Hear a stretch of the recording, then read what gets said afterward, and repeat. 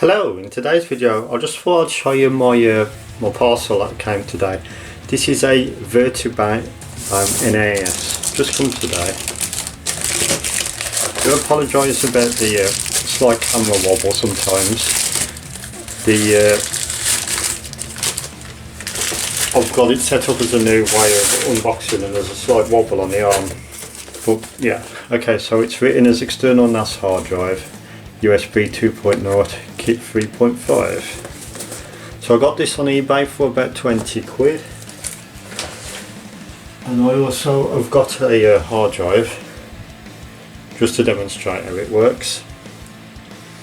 So yeah, let's take it apart. So in the box we have got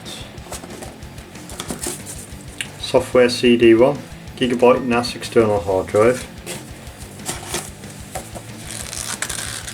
nice book, instruction manual,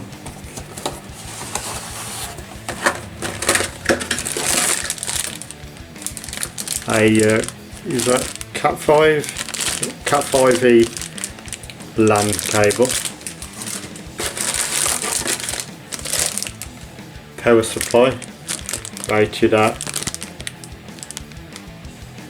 12 volts, 2 amps.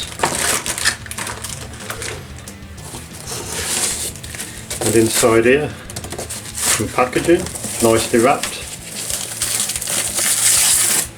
And there it is, the Verbatim NAS. So I chose the configuration without a hard drive installed so I can put my own in. Take this protective seal off. Now this is a pretty old device. It supports only the older SAMBA, is it 1.0 CIFS or something like that, which is disabled in default in Windows 10, but you can re-enable it. But I think it's got a little security concern, so it's not the best NAS in the world, but for my needs it's just for simple storage backup. It works for me. So 20 quid off eBay. You can at the time of making this video you can choose options with the hard drive pre-installed, but I already had the hard drive, so I thought I would do it myself. So I've got a set of precision screwdrivers here, and okay, I think what you have to do is sort of unhook these latches, so the back comes off, slot there as well, and this should come off. Yep, there we go. You can see there's a fan, it keeps the hard drive cool, and then it just slides off. You can see the logic board there.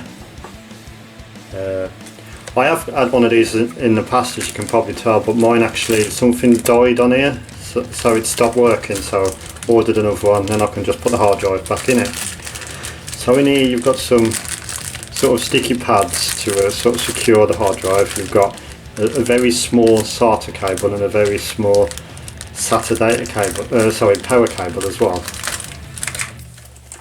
So in order to install it, the SATA goes here and the power goes here. So okay, so if I put that down, I do apologise about any camera wobble. I need to somehow make this microphone arm, what I'm using as a camera mount, more stable. It's probably because I've got it connected to the same workbench as this. Maybe if I put it on somewhere else it might help reduce the wobble. But yeah, okay, so whoops, I've dropped something, just a screw. Okay, so if you get the hard drive, I think it's best to plug in the hard drive first maybe. So plug one end of that into there, the side that's got the bend, or is it the other way? Yeah, okay, so that's upside down. Okay, plug that into it as well, that's upside down as well. Is this supposed to be mounted upside down? Nah, okay. I'm just going to plonk it in there for now. Obviously you can use the rubber feet for a more better connection. You've got to sort of twist this almost round, so it goes into the SATA port, and then that obviously goes in there. Only can fit in one way. I think it's that way. No, actually, you've got to assist one round as well. It's actually got to go in. So I'm not doing it's a bit awkward.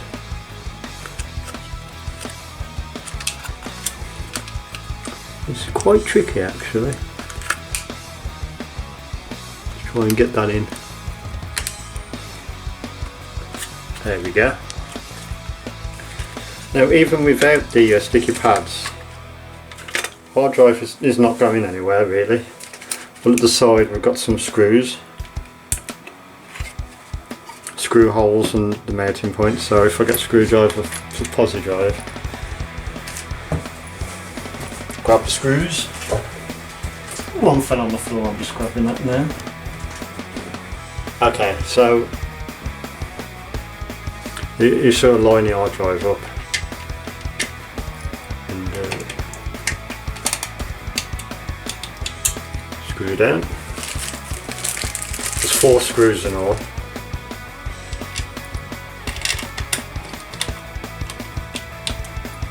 To that side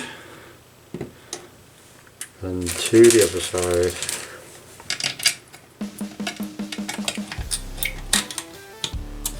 And there. One there. There seems to be 5 screws in the bag, so maybe there's a spare. Don't think there's a screw here actually. I'll put that one in as well. I might as well make it complete.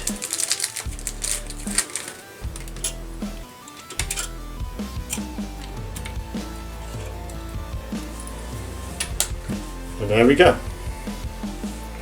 That's the you can put these on top, I suppose, to reduce noise, but I'm not going to bother with that. Oh, there's another screw.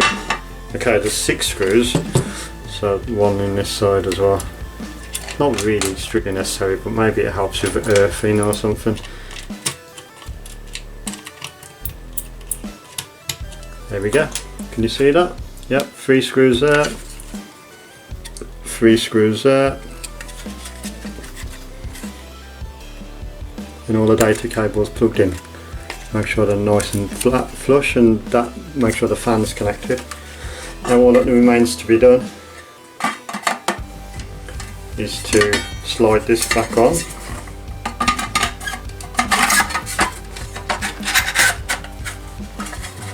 Like so. And fit this just clips back on, as long as you haven't broke any of the clips when removing it. Should click on. And then pushes up a bit. And there we go.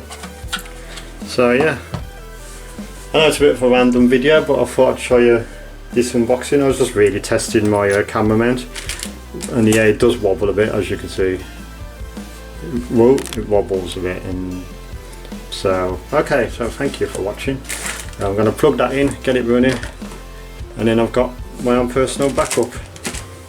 Thank you, have a good day, goodbye.